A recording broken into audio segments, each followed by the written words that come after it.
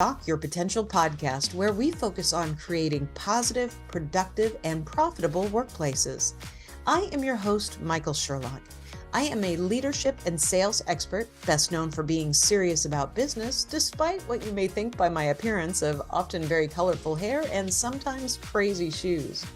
My guests bring a wealth of information that will support your career and your business, along with many pearls of wisdom to support balance in your personal and professional lives. Listen in as I have another amazing conversation with a guest who will certainly shock your potential. Upholding the traditions set forth by some country artists that you may have heard about once in a while, like Merle Haggard, George Strait, Alan Jackson, and so many others, my guest today, Richard Lynch, has been flying the flag for this brand of country music, meaning something really traditional, for the past a few decades. I'm not going to tell you how many. He not only sings country music, he lives it without a doubt. As the owner of Keepin' It Country Farm with his wife, Donna, who's a lovely lady, Richard knows the meaning of a day's hard work. He's also, as the co-founder of the Love Tattoo Foundation, which I can't wait to talk about, they assist with veterans programs. And from that, Lynch understands not only the sacrifices of our servicemen and women, but also the importance of giving back to your community. In fact, his farm plays host to fundraising benefits for that organization, featuring some of the biggest names in traditional country music. Now, Richard also cherishes his love and respect for God, family, and his fellow hardworking Americans. So, Richard, thank you so much for joining me today. Well, Michael, thanks for having me. I can't wait to do the interview with you. I'm so excited too. It's so fun to meet you, especially listening to your music. And right before we got online too, I was playing Cut and Paste again and just listening. Of course, now also you referenced Facebook in there, and now apparently Facebook has changed its name. But it's your songs are just, they really are about people's lives. I think like everything in every song of yours I've listened to it tells a story that I can relate to. And I didn't grow up country. I became a country fan. My parents didn't know what to make of me with that. But so I hit the highlights. I can't wait to learn more. Tell me a little bit more about your story and tell what got you into music.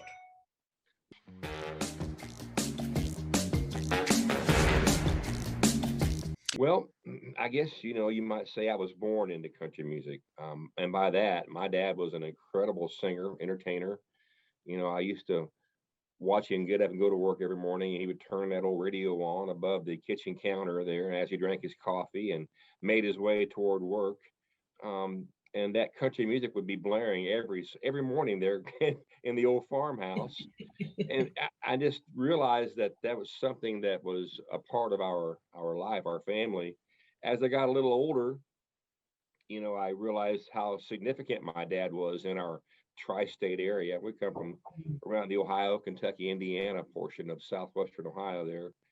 And my dad was pretty affluent with the area and playing music and had a successful business. And at the ripe old age of 8 years old, I got to watch my dad perform for the first time. Now, here I am, I'm out in the audience sitting with my mother watching my dad perform with this guy that we watch on television every Saturday night. And I'm thinking, oh my goodness, my dad must be pretty special.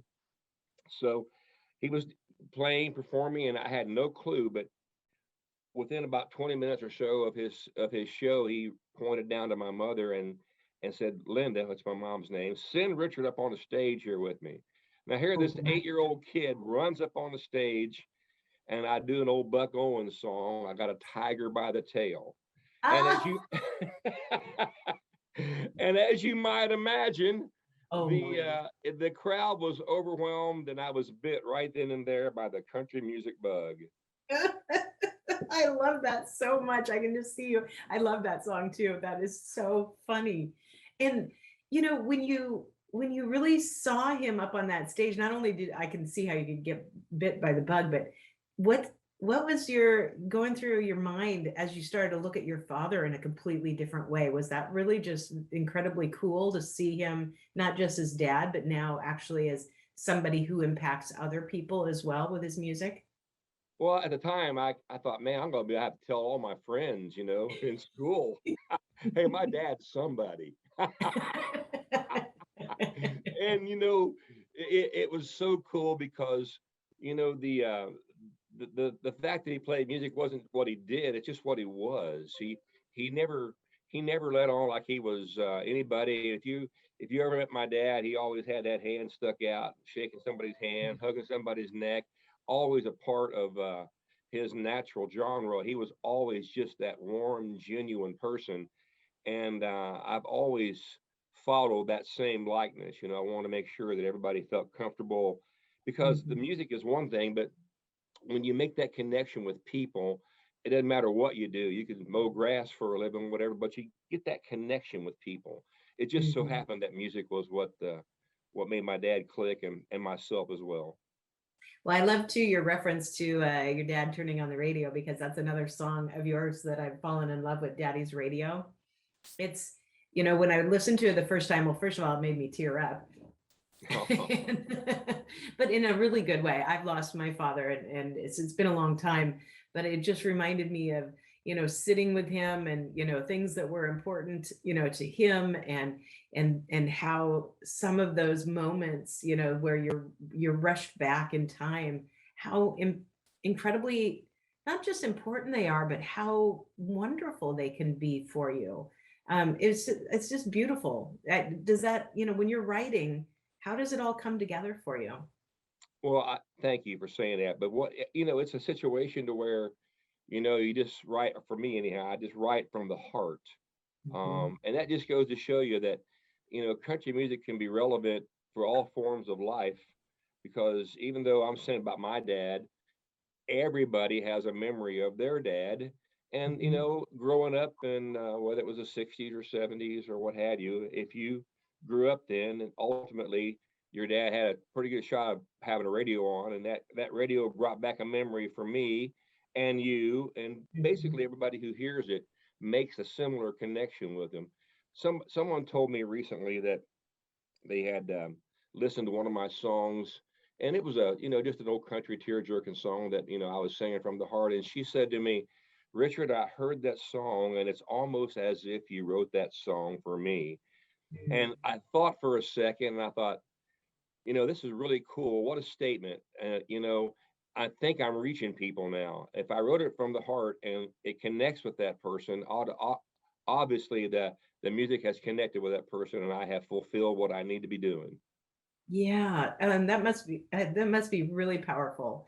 And I think that is, you're absolutely right. It's one of the things I've always loved about country, is that sense of this story is just a truth. I'm just telling you my truth, and there it is. And hopefully my truth will mean something. But I probably just wrote it really to get my truth out more than to make sure I reached you. And I gotta be careful on some of my truths. I might get in trouble, so I gotta be. Just kidding, just kidding. Donna's got to keep a leash on you. Exactly. She's got Yes, to she know will. She will. Well, and not that I want to fangirl on this too much, but the other song that really touches me is Mending Fences. Yeah. And I just really love the message there because, yeah, it has to do kind of with love. And, you're talking about, being loving somebody else. But I think it's so much about how we constantly have to mend fences with each other, not just that, special person or your significant other, but people all around us, sometimes within ourselves, that if you just build a fence and keep it up, and you never take care of it, it's going to falter at some point in time. Part of it's going to fall down. You have to be looking for it and taking care of it. It really just touches me, to think about how powerful those words are that we all need to hear right now, frankly. Is let's mend some fences. Let's find some areas to come together. Do you find that your songs have different meanings to people over time? I do, and sometimes I'll write a song with a thought or a direction in mind, and someone will come to me with a completely different take on how I wrote it, but it fits their life completely.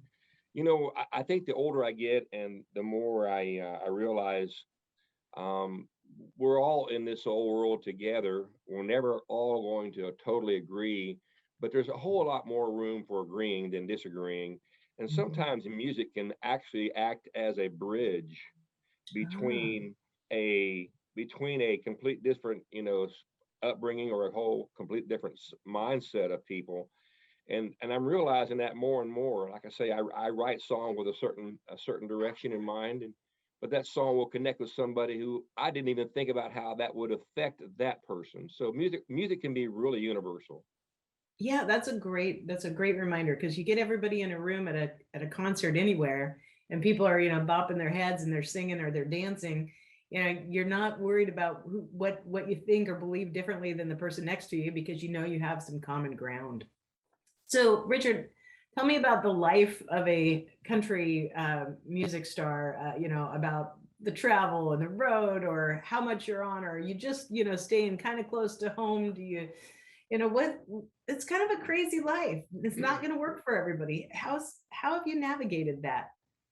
Well, I love the music, and like I say, I was born into the music, but I also love my country upbringing. By that I mean the farm. I've got a farm that I work. It's a working farm. I wouldn't trade it for anything. So sometimes I struggle managing everything getting done. Thankfully, I've got a neighbor that can, and some friends that will take care of animals and livestock and chores if I have to get that done, because that has to get done every day, so that I can manage the music thing. In 2019, we did 130 some nights, dates around the country. That's an amazing amount. But Wow. 2020 rolled around, and we just did 12 dates. Yeah. But what I'm getting at is, I learned to accept life as it comes. I had no control, nor did anybody else, over the fact we had the COVID-19 who restricted our music so much. But after about 3 months of not really playing like I wanted to, I realized how much I missed that music and how much I Mhm. missed the camaraderie with people, that would, I'd be playing somewhere and someone would send me a message, hey, we saw we were going to be playing, pick a place, and we knew you were going to be here. So we took a vacation date so that we Oh. could be here and see you. And when I didn't hear those stories anymore, it's like, man, I really miss this music thing. But on the Mhm. other hand, it gave me an opportunity to, really dive in and write some good music. It gave me an opportunity to, think about how really life is. Good life is really good to me. Mhm. But a lot of times I realize that you make your life, you make your own decisions in life, and hopefully you make the right decision.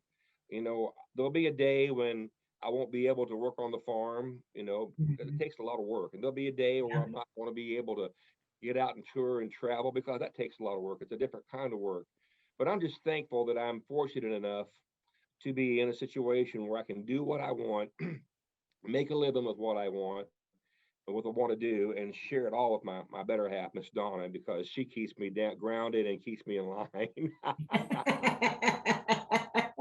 I love it so much. Excellent. And I know I'm going to ask you in a minute a little bit more about your entrepreneurial journey, but I want to ask you to talk a little bit about your foundation and really why you started Tattoo Foundation, what it means, what it's accomplished for you. I know that giving back is really, really important, but it's always interesting to me to find out what people choose to put their, not just their passion behind, but their time, their energy, and their money. So tell us a little bit about this. Well, the Love Tattoo Foundation was started by me and my wife, and we both have a huge appreciation and admiration for our men and women who have served our country. And I was sent a poem from a gentleman. He really liked my music, and he said, "Richard, I know you love and share, a connection with our military. I wrote this poem, and I wondered if you would consider listening to it and maybe put some music to it and give it some different thought." I said, "Well, sure." So he sent me this poem called Love Tattoo Foundation, and I was blown away. I'm sorry, it was Oh, called Love Tattoo. The song love was, tattoo, right? the Uh-huh. poem was, and I was absolutely blown away. And I sit down and I grab my guitar and I fumble with a melody, and I just kept it plain and simple. And I just put some music to what he had sent me in lyrics. And then another friend of mine, I played it for. We wrote a chorus for it to come up with a fulfillment song. ultimately we came up with the song, and we wanted it to be special because we know how special our American guys and gals are who serve our country. So we decided to record the song and give it some life, and decided right then and there, if there was a nickel or $1 million to be made off of this particular song, we're going to give it all to a foundation. And we found this place in northern Michigan called the Whirlwind Lodge, or they kind of found us. Mhm. It's a 1,200-acre facility, and it's dedicated from World War II vets all the way to today. And any and all personnel who served our country, if they strive with some mental problems or psychological problems, because too many of our veterans are committing Yes. suicide daily. So we Mhm. want to make awareness of this, and we want to make awareness that our veterans, there is a place for these folks to get away and get some R&R and kind of rethink their life for a week or 2 weeks. But the Whirlwind Lodge is exactly that place, and we want to make all the awareness we can for our guys and gals who serve our country, to where there is help, and there is a different alternative. And like I say, we just want to be a small part of helping our vets.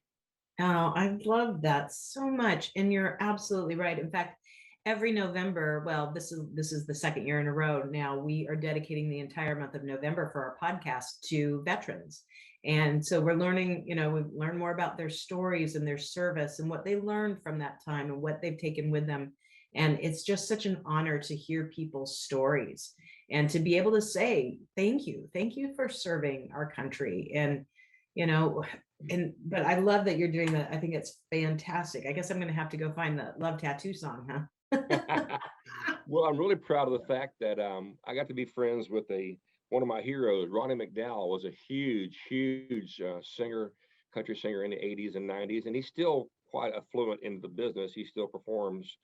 But I got to do a show with Ronnie, and I found out that Ronnie did 3 tours of duty in Vietnam. I never knew that. Wow, And I never knew that. He never and talks about and it in interviews.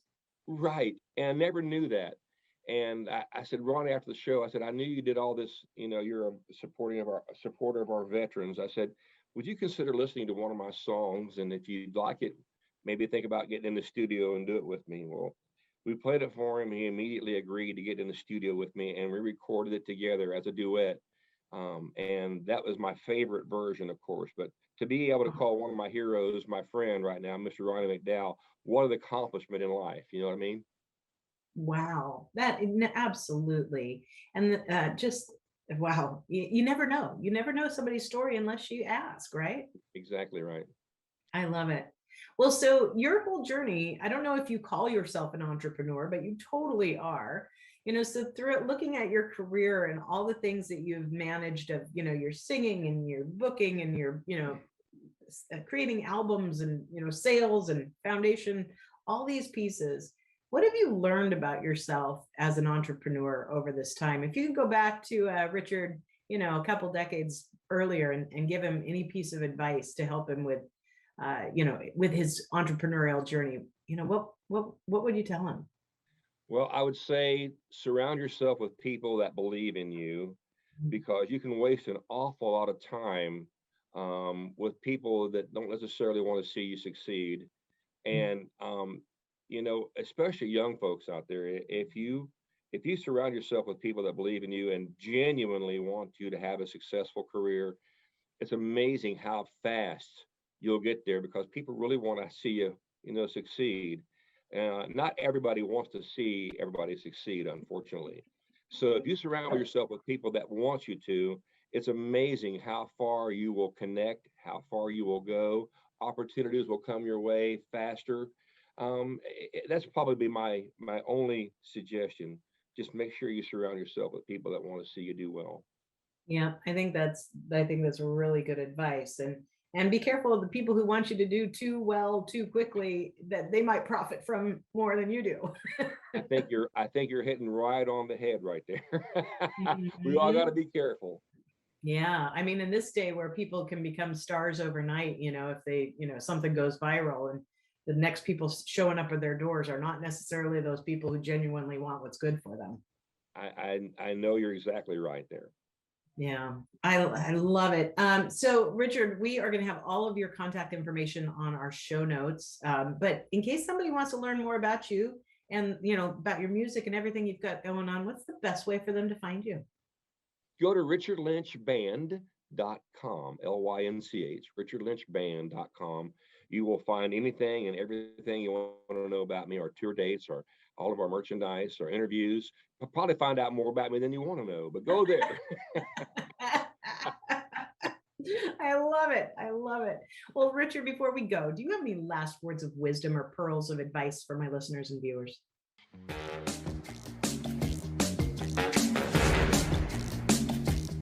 Well, just, in the words of my daddy, keep it country, son, keep it country.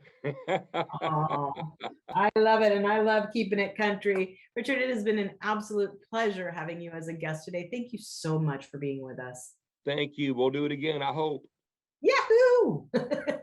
Thank you for joining us on another episode of the Shock Your Potential podcast.